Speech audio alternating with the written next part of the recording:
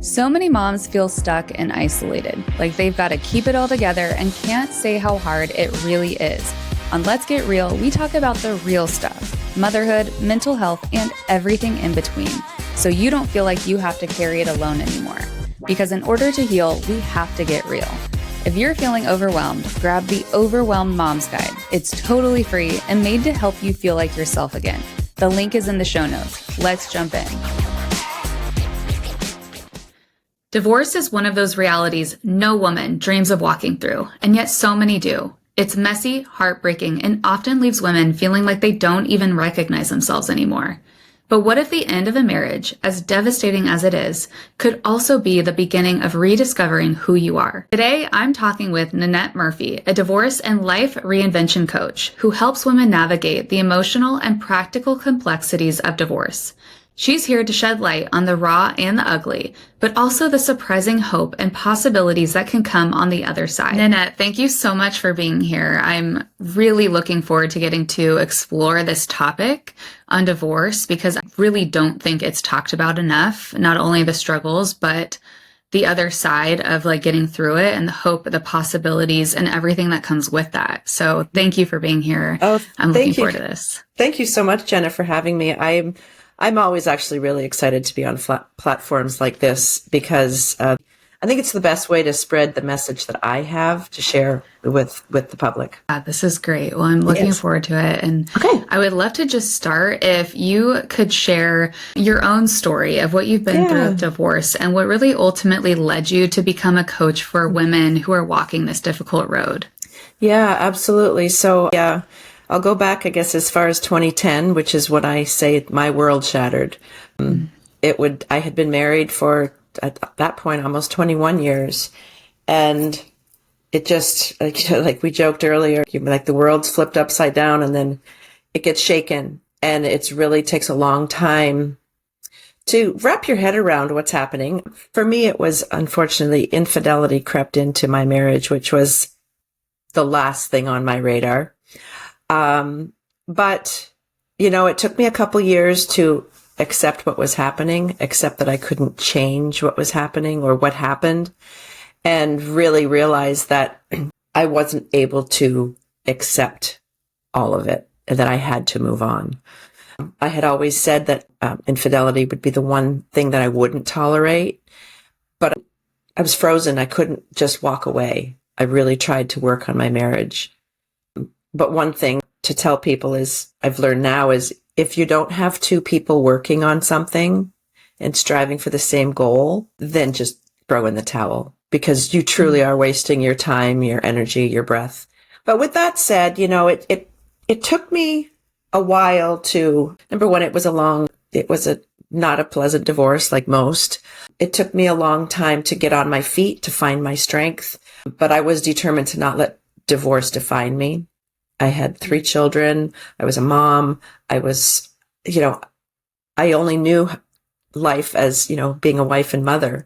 I stayed home and raised my kids and thought we were entering into retirement together. And then all of a sudden I was approaching 50 and all I could say was like, what the hell? Like, what is going on? It's confusing. There's a lot of emotions. One of the emotions that I felt was grief, which was what I didn't expect to feel. It felt like there was a death, which I've come to learn is very normal. But what I've learned is what you don't know when you're going through something. And unfortunately, I didn't realize that there was support out there. I just kind of fumbled through it on my own. So in that process of trying to get my life back on track, I did remarry, and it's been something I said I never would do, but I did, and that is wonderful.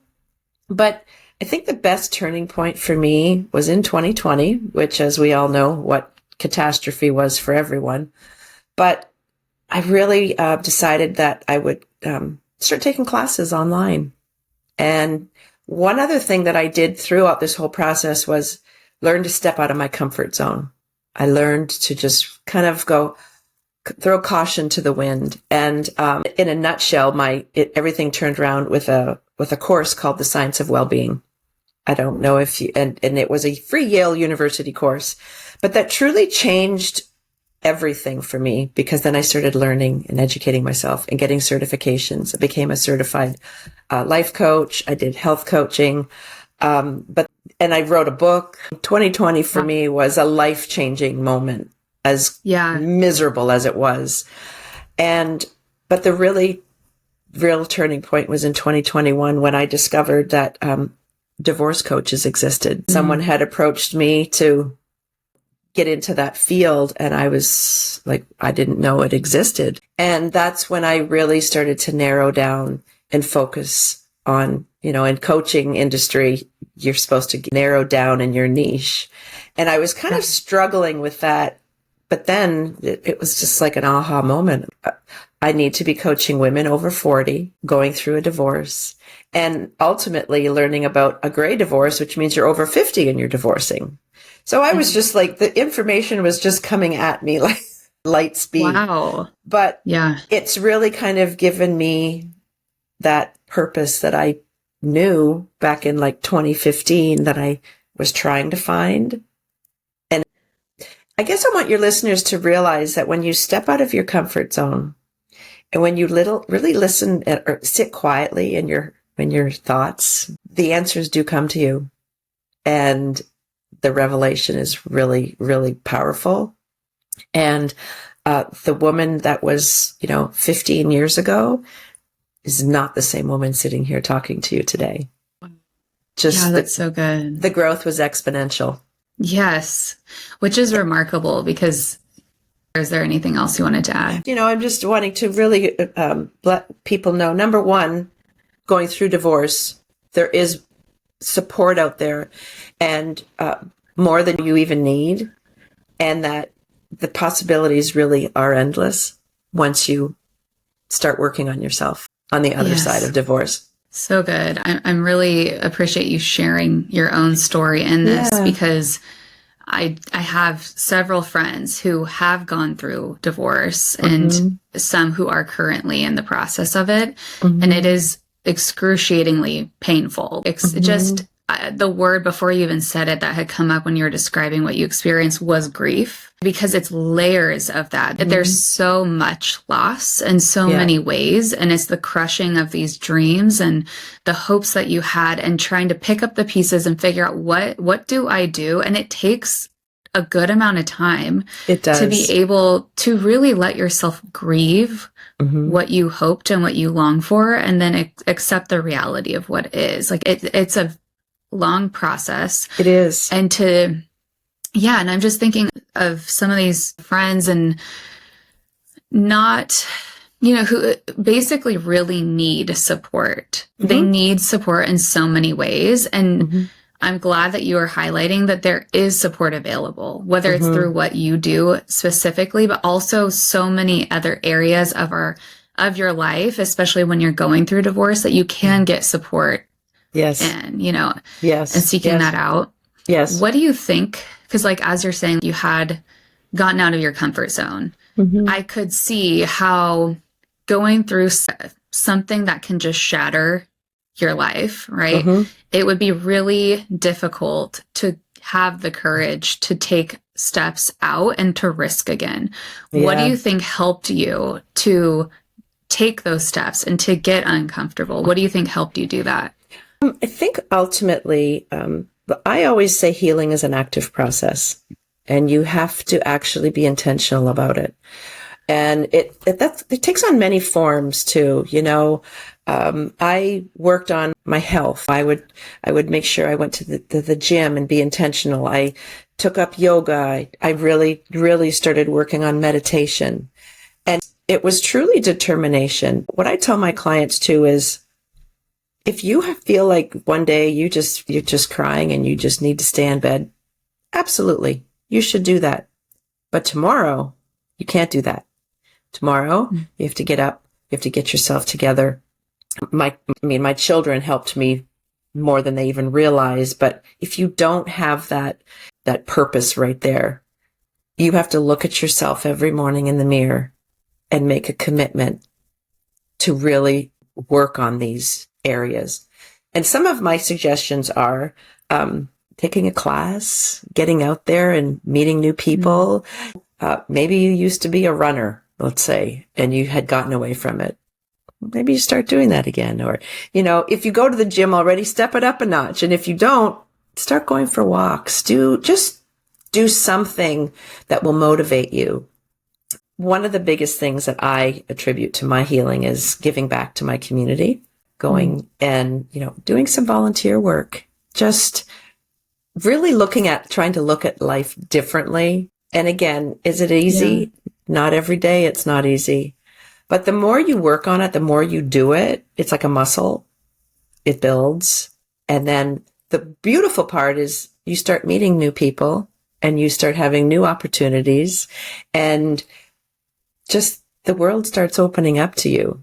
One of the classes that I took was on speaking when I was with a group of people you had to take videos of yourself. I don't even remember what we had to record. I hated doing that. It was the worst ever. But I would take like 30 takes for like a 10-second video. And now I realize I'll do TikTok videos when I'm going for a walk with the dog. It doesn't bother me anymore. But that's because I just kept working on it. And when I was writing my book, before I wrote it, I told this group that I, had my own life coach.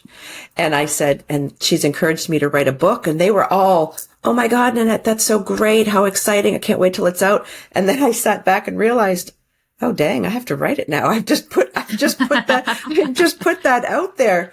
But again, it's just that building that muscle and really having confidence in yourself. I know sometimes entertaining was something I always loved to do, and it took me a long time to get back into it. But once I did, it's like, oh my gosh, this is a lot of fun. You just learn to do things differently. But again, it's an active process. You have to constantly work at it. And then eventually it just becomes second nature. That's really good and practical, because I love that you gave the example of a client maybe that you're working with who is like, I can't get out of bed. And you give her the grace and permission. Like, if that is what you need today, then do it. But this isn't going to become a way of life for you. No. Some days that is the thing you need. And it's not like, I don't know. I just think it's helpful to learn and allow ourselves to be human in the midst of this rebuilding process, because that's the kindness that we do need after going through so much. It can be pretty harsh in these situations. And women are famous for not allowing themselves that grace. We're moms. Yes. We're working outside the home. We're inside the home. We think we have to be superheroes. And it's really hard to put that cape on when you're so broken. Exactly. So you have to find a new routine. And again, when you're working with a divorce coach, and then maybe you need to see a therapist. Sometimes you need both. Yeah. That the coach, though, we can help you with that emotional side, but also the other purpose of a coach is to help you prepare for all the process that you're about to go through.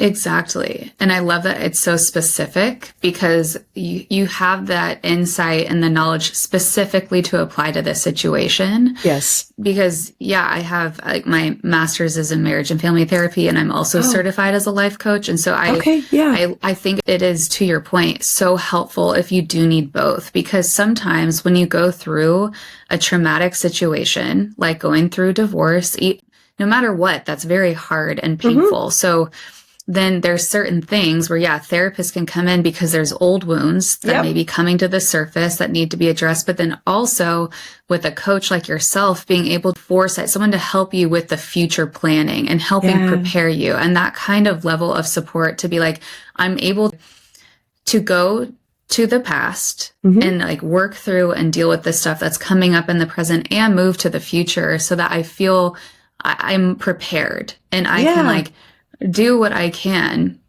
for the thing I wish never would happen, but it is. Yes, exactly. I love that you provide that. Exactly, because, ultimately, I want to help my clients get on the other side of that, to be like, there is so much ahead of me.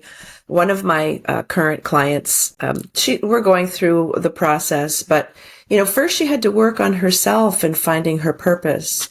And she is ultimately going through the divorce. But one of our last sessions, she said to me, "Thank you so much, Nanette, because when I first started working with you, I didn't see any other possibilities for me in life.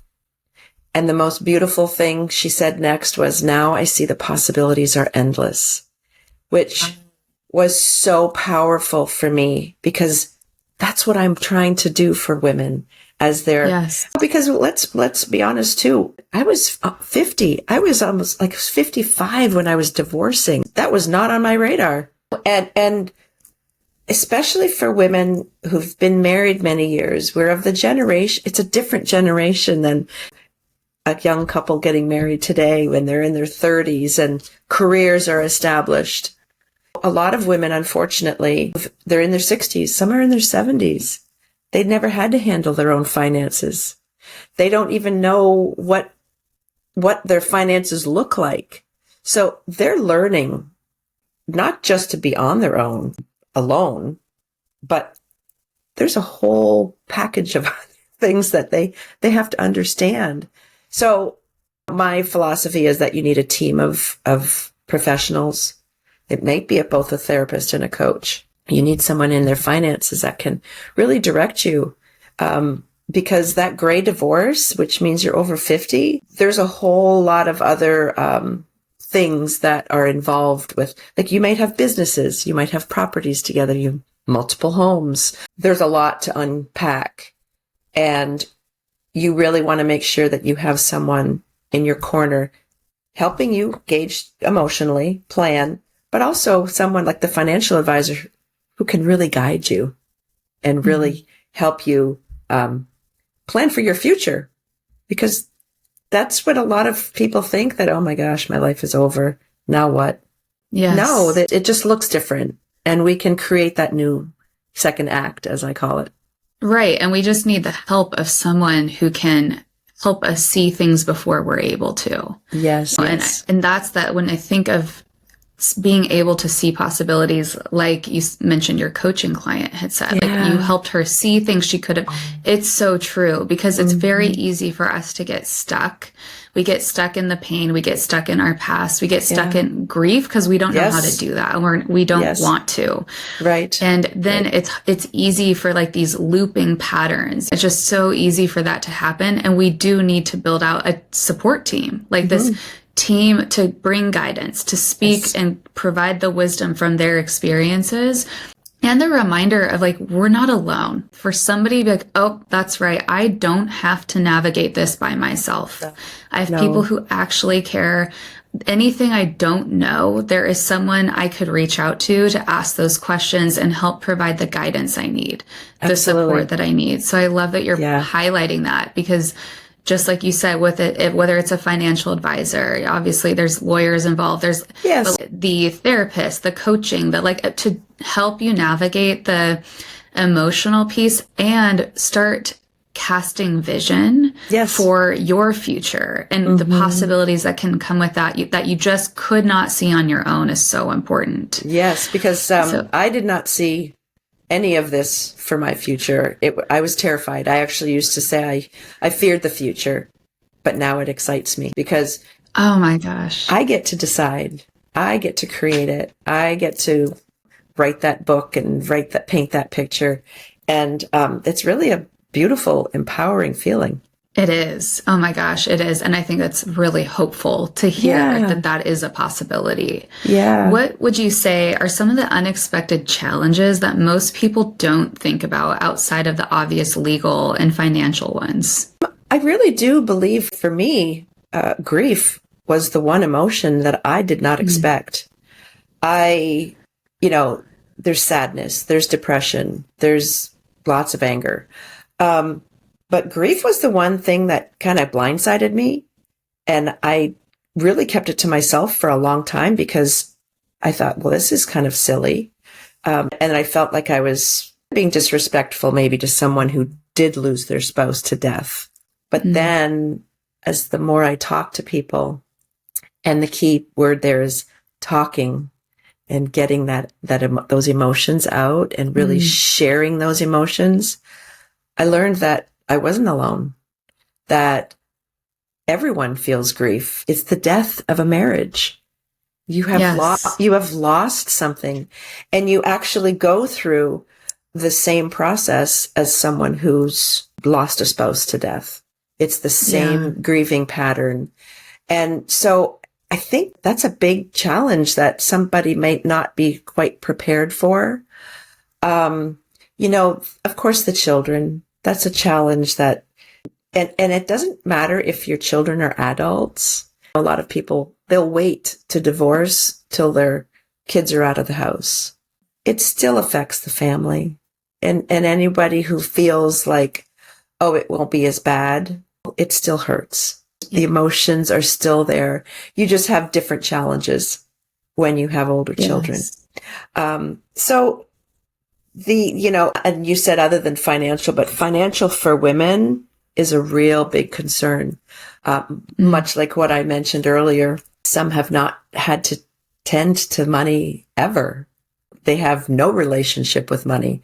They just, got an allowance for groceries and maybe didn't have a credit card in their name, so they don't have a credit line.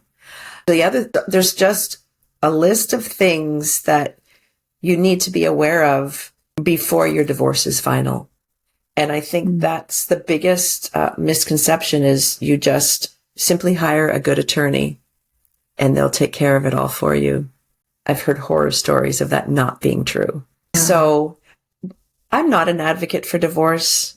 I am now an advocate for knowledge and preparation because I've learned that there is so much, there's really just a lot that you don't know. And it's of no fault to anyone. Nobody planned to get married or to get divorced as they walk down the aisle. So I always say to start with a coach. That should be your first call, just to have some sort of an idea as to what the process is about. Then there's a certified divorce financial advisor, which is different than a financial advisor. Oh, interesting. I didn't know that.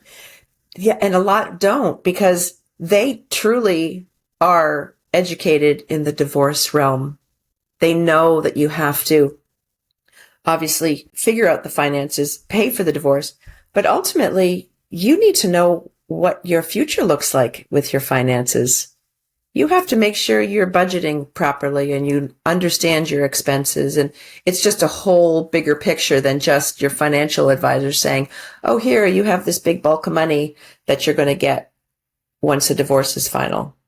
So there's just, and I've seen that happen where I don't want to say just a financial advisor, but someone who isn't certified in the divorce realm could have steered their client in a wrong direction because they didn't prepare them properly.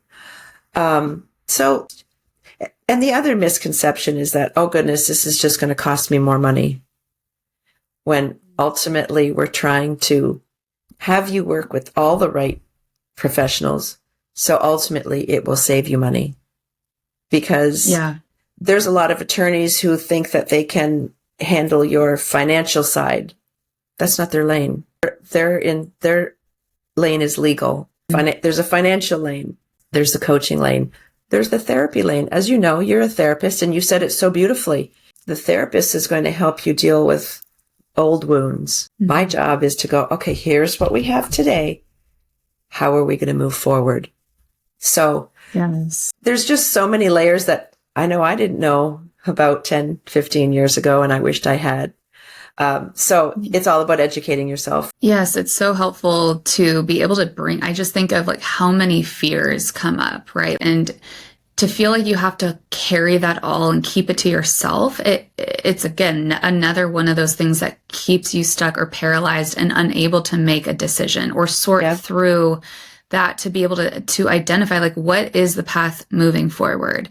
And it is so much more complicated than people think because I mean, I just think about when I was working with clients who unfortunately were in domestic violence situations. And the statistic with that, it's an average of 7 attempts until they finally leave. Like this is so much more complicated because than what people think. And especially when you bring the financial component into that. And then if somebody, like you talked about, hasn't been working for decades and they don't It's just this not knowing or just struggling to be like, will I be able to take care of myself and my kids? Right. What will this look like moving forward? And it's neat to hear that there are specific financial advisors that will work with you through your divorce to help you get those answers, which will help bring more clarity to the decisions you're making. Yes. And this assuredness and being like, okay, first of all, I'm not on my own in this. Somebody's with me. Right. I also now don't have as much ambiguity. There are answers. I can like have a number. I know, you know what I mean? Just all of that helps tremendously. Absolutely. And you mentioned domestic violence. Often, unfortunately, for women, the soon-to-be ex will make them afraid. They will make them think that they can't survive financially on their own, that they won't make it. They're not capable. I had one client, her husband said, no woman is going to get half of what I have.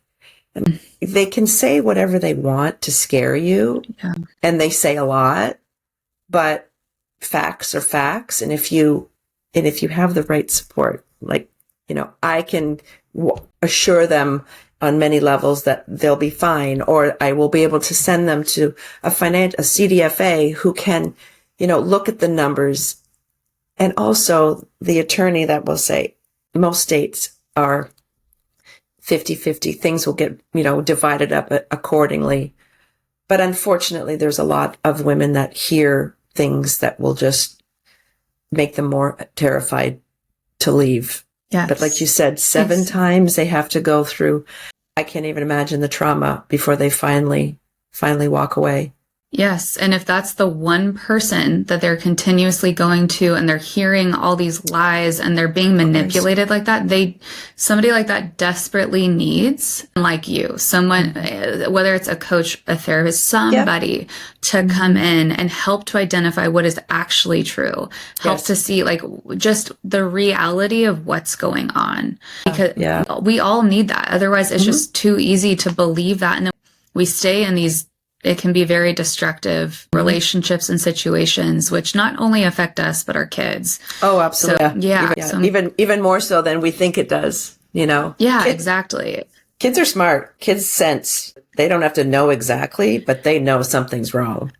Exactly. They sense it. They can sniff it out. They feel it in their being. It's incredible. Yes, it is.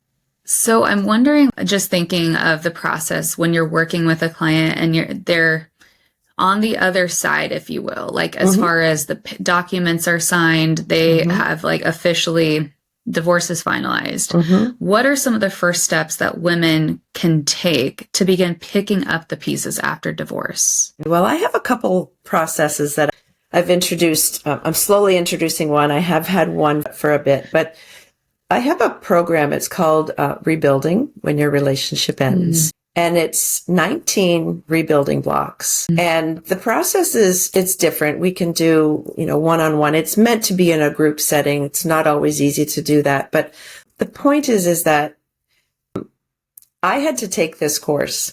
I had to take this in order to be able to certify to facilitate these meetings. Okay. And the first thing I said to my trainer, my mentor, was, this is a game changer, because the process that they take you through at each step and the levels, it accelerates the healing, because on average, it takes 2 years to even begin to start healing, to kind of get that feeling back. I have heard of people, this isn't a client of mine, but 5 years after their divorce and they're still stuck. And taking this program, it's a 10-week program. It changed everything in 10 weeks that 5 years had done nothing. Wow. Because it's just, there's hands-on, there's a book to read, there's a workbook, it's hands-on. But the whole process is of, maybe figuring out what you did wrong, not just what the other person did wrong, accepting things, and really being able to help you move forward, and just dealing with some emotions. And a lot of times it's even just feeling that you're worthy enough. Yes. To go and have a beautiful life after. Because, back to what we were saying is, if you're told that you're not going to survive this on you're not going to be anything without me. I'm like, well, you believe it. And Right. unless you hear it enough, and unless you're really working on clearing out those negative thoughts, they're just going to stay there forever. Exactly. And you're not going to grow. The other thing that I have recently started introducing to my clients is vision boarding.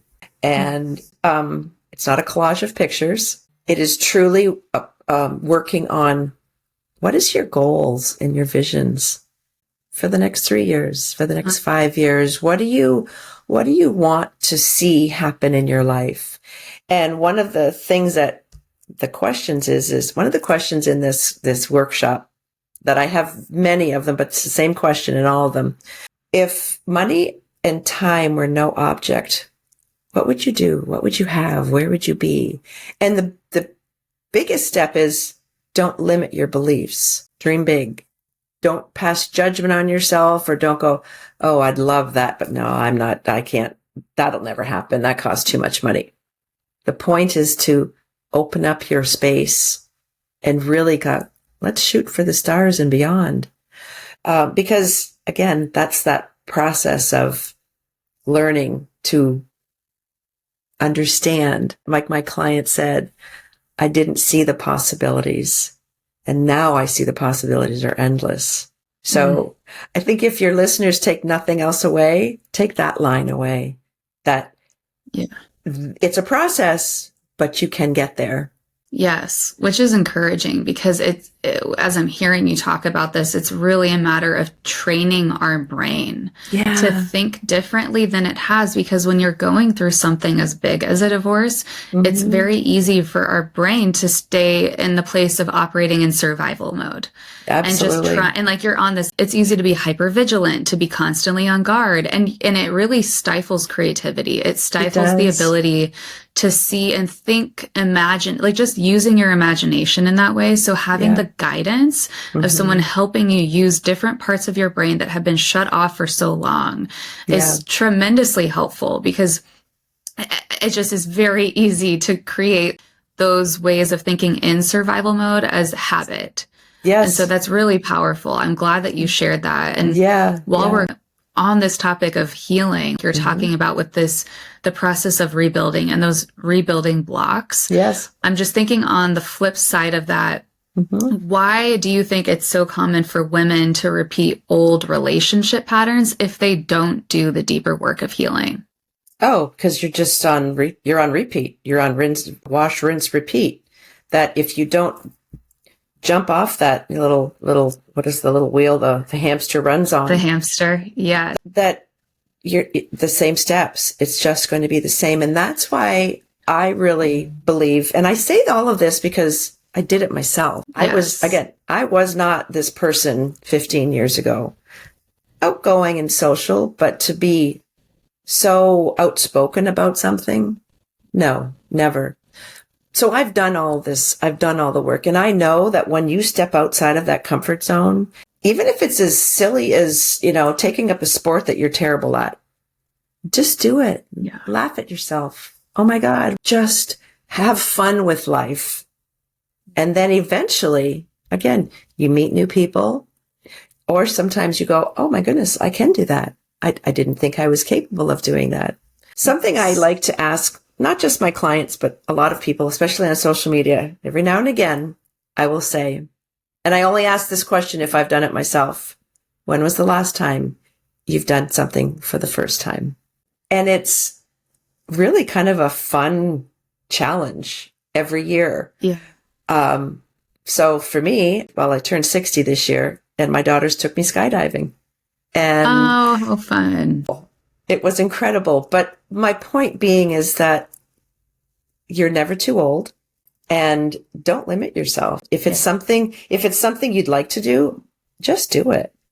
And also the other thing is, I don't usually say no to much. If somebody says, hey, you want to do this? Absolutely. Let's do it. I mean, unless my calendar's not allowing it, I'm going to do it. But it's really, again, that just once you step out of that comfort zone, you realize that, oh, this isn't so bad after all. And that's really when that's when you start to grow. Right, right. And what I'm thinking of as I'm hearing you talk about this is how it can be small steps, especially at first, right? Yeah, Like it absolutely. doesn't have to be giant, grand, crazy Nope. things that we do immediately, because sometimes we Absolutely. just that first, you know, just thinking of taking that one small step, whether it's showing up to a dance class or an Yes. art, being like, I wanted to try pottery. I'm going to try this one class Yes. for two Just hours. do it. Yes. Something small and something, Mm-hmm. sometimes we also just need the space to be like, there may be one person I could share this with, but I need the Absolutely. pressure to be off of like, Yes. oh, I'm going all, it's like, I just need the space to try things. And Yep. it's scary and it can Mm-hmm. be so small. And the small things will lead to the bigger things eventually. It's kind of Absolutely. like this momentum builder Yep. without forcing it. And Yeah. so I think that's like really helpful to hear. Yeah.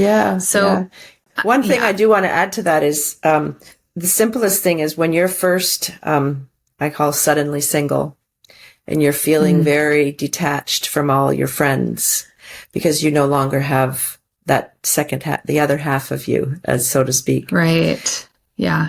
When people invite you to things, go, even if it Mm, feels a little uncomfortable. Because again, you said that it's just baby steps. Just take that first little step. I remember the first time I wasn't divorced. Was newly separated, and my girlfriend invited me to an event. I'm like, okay, it's the first time I mean, I'd gone out by myself before, but my husband had left, and it was just me. And um, I went to the event, and I love to share this story because it shares with where my mind was. There was a gentleman who was interested in me. Let's put it that way. Um, and I preface this with he was a black man, and there's a reason I have to explain that. Because through the evening, every once in a while, I'd be standing in a group, and suddenly he'd be right there talking to me, and he was very pleasant. And at one point, and I think at that point, he knew that I was separated, and he asked me specifically, "Do you date outside of your race?" And I looked at him and I said, "I have no idea. I haven't dated since I was 18." Like, mm, it was just mm. like, honest. My girlfriend said, "How did you even think of that answer?" It came from the heart. It was the truth. I'm like, Yeah. I have no idea. I had to learn to Yeah. grow and to see what I would do next. But Right. baby steps, I took that Yes. first step to go out and be a little uncomfortable, but it just helped me grow. Oh, yeah. It's so good. And it's the honesty of being like, yeah, I've been disconnected from me for so Yeah, long. And it's the right. process of rediscovering you, which is what Absolutely. yeah. And I'm thinking of this, especially as it relates to like you working with the clients that you Hmm. have. And how do you help women reconnect with themselves and their purpose when they've been living in survival mode for so long? Again, What are some ways that, yeah. I encourage them. So I have an ebook, a self-care ebook that I created. And so it's simple steps. It's getting up in the morning and just getting a big stretch, going outside, breathing in some fresh air, going for a walk, being mindful of everything you do, holding that hot cup of coffee or tea in your hand, feeling the warmth of it. When you're walking, being mindful of your feet hitting the ground, the birds around you, because we go through life ignoring all of it. We're just always Hmm. thinking of what's next. We're always thinking of, you're making dinner and you're thinking of putting the kids to bed. And that is just a process of, again, mindfulness, meditation, learning how to slow down, finding a space in their house that they can call their own. Put your favorite sweater in that corner or that candle and put some music on. Again, it's that self-care every day that you have to build on. Giving back to your community, Yeah. volunteering somewhere. Maybe it's in your kid's school, maybe it's at a local charity. Again, that's something that I did and was a huge part of my healing because you really you get to understand that, yes, what I'm going through is tough. Yes, it's horrible. But there's always somebody who's like, they don't have a bed to sleep in at night. They don't have a pillow to put on their head down at night. It just gives you a different perspective on how to view the world and to put your own problems aside for a minute and focus on someone else. Because I know that when you're going through a divorce, you feel like that's the only thing on your mind. That's the only thing you talk about. That's the only thing that it consumes you every day.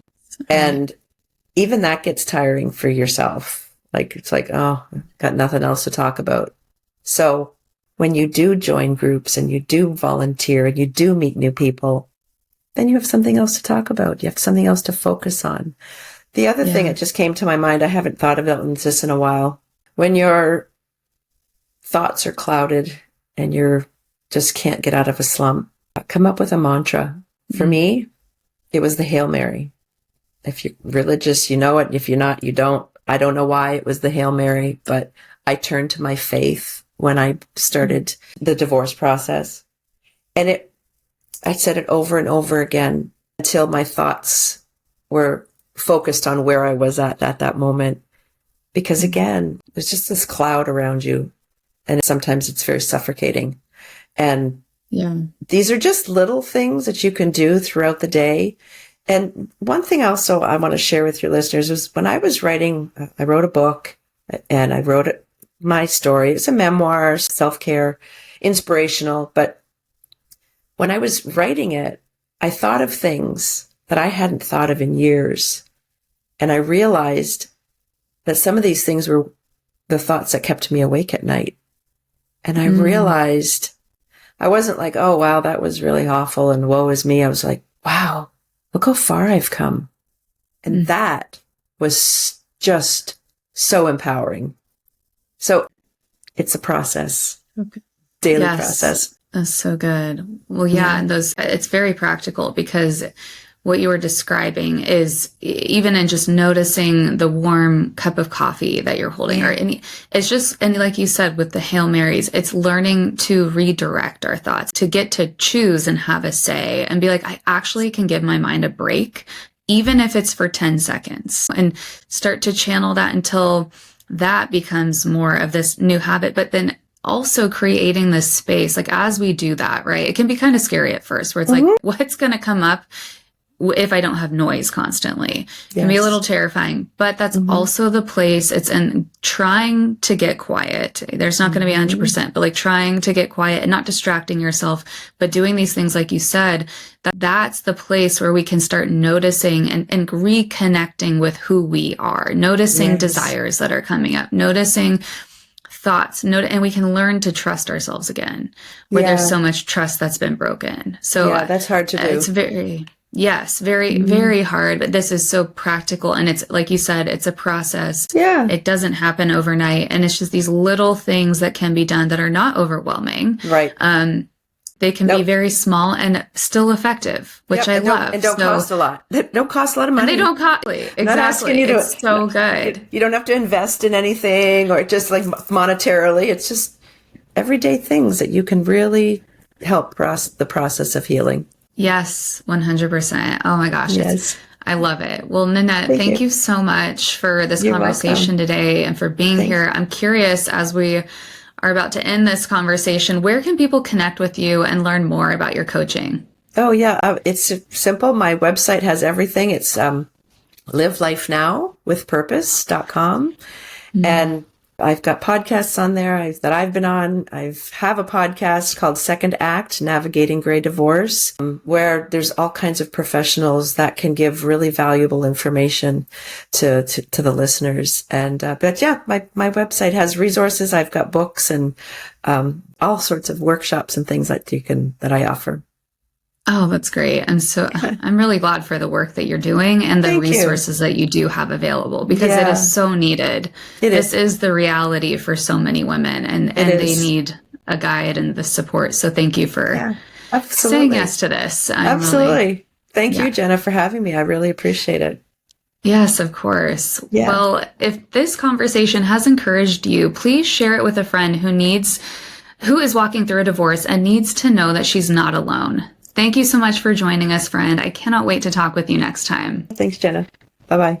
Thanks for listening to Let's Get Real. If you've been feeling stretched thin, stuck in survival mode, or like you've lost yourself in motherhood, I made something just for you. It's called the Overwhelmed Mom's Guide, and it's totally free. Inside, I walk you through simple steps to help you reconnect with who you are, find a bit more breathing room in your day, and start to feel like you again. You can grab it now. Just click the link in the show notes. You don't have to keep doing this alone. Let's take the next step together.